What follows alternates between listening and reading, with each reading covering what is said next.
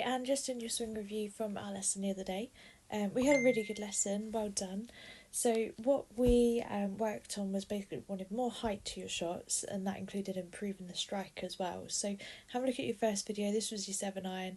The things that we worked on, so halfway back for the swing path, club face is lovely and square here. Working into this L shape, I'll just draw a few lines.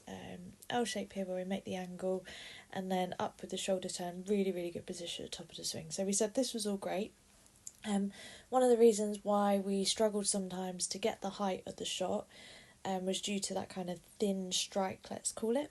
One of the reasons why this happened is because from the top of the swing here, the part what we kind of miss out is we cast the club a little. So when we cast the club, basically it means the wrists are one of the first things to kind of start the downswing, and therefore when we get back to kind of this 3/4 halfway position, that angle what we had before here at the start is starting to disappear and become sort of more than 90 degrees, so the arm and the club work in a straight line.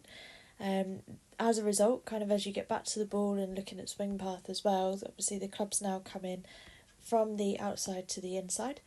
This will be quite steep on the ball and usually hitting sort of the top of the ball, so thin in it and just not gaining very much height with it, so we have to scoop it up as a result, what we can see in this position here, even though after that you get into a really lovely follow through.